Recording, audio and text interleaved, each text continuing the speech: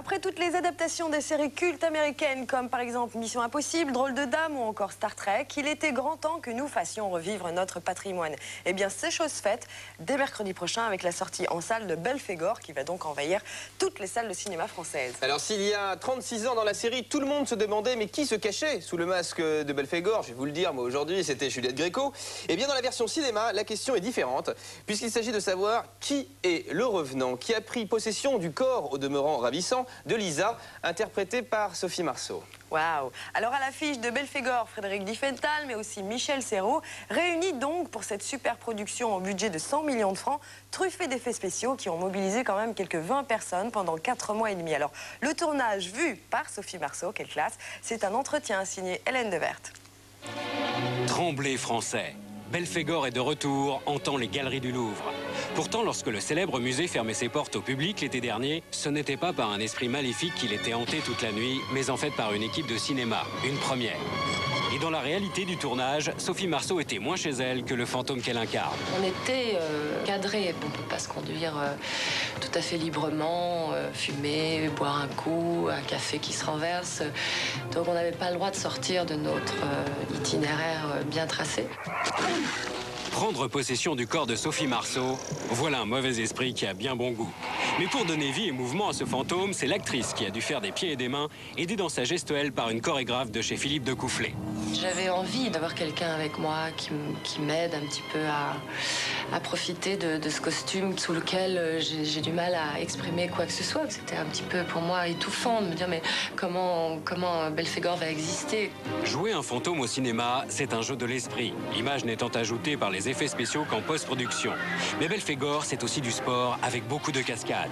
Un rôle donc très complet pour le grand retour de l'actrice préférée des Gaulois.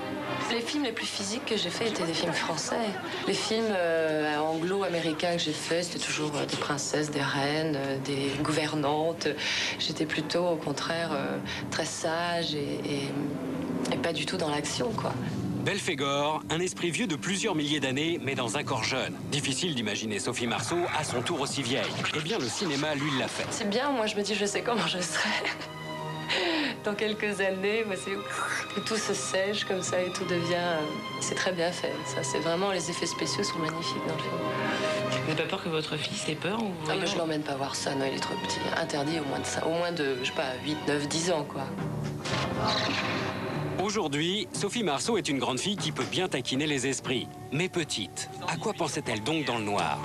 Je me souviens, maman me disait le soir quand je m'endormais que j'avais 2 petits anges au-dessus de moi qui me protégeaient. Alors j'essayais de me cacher comme ça, puis de les surprendre à me regarder pendant que je dormais.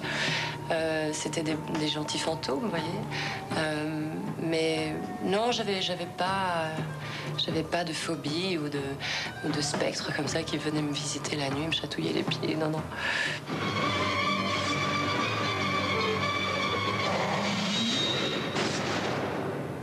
Voilà donc pour Sophie Marceau que vous pouvez retrouver à l'affiche de Belphégor, ce film qui sort dans les salles mercredi prochain. Et c'est vrai que Sophie Marceau, on l'a beaucoup vu cette semaine dans la presse. Ça va être en partie le sujet de votre revue de presse. Hélène, bonsoir et bienvenue sur ce plateau. Merci, bonsoir Inès et bonsoir à tous. Oui, en effet, on va bien sûr parler de Sophie Marceau. On va aussi parler d'un anniversaire très showbiz et puis de l'éternelle saga Stéphanie et son dresseur d'éléphants. On ne présente plus. Ça, c'est toutes les semaines. Hein. Bon, alors pour commencer, donc Sophie Marceau, vous allez voir que dans Paris Match, elle se dévoile au propre comme au figuré. Et oui, ce sont des photos un peu dénudées, mais pas trop, de celle qui refuse qu'on l'appelle une star. Comme tout le monde, elle va chercher son fils Vincent à l'école, fait même ses courses dans les grands magasins et sans lunettes noires. Sophie qui est de retour pour de bon en France, à Neuilly, dans un appartement simple et moderne. En ce qui concerne son avenir, elle s'offre maintenant une période de repos, mais ça ne l'empêche pas d'envier Monica Bellucci, qui jouera dans Matrix 2. J'en suis verte, dit-elle.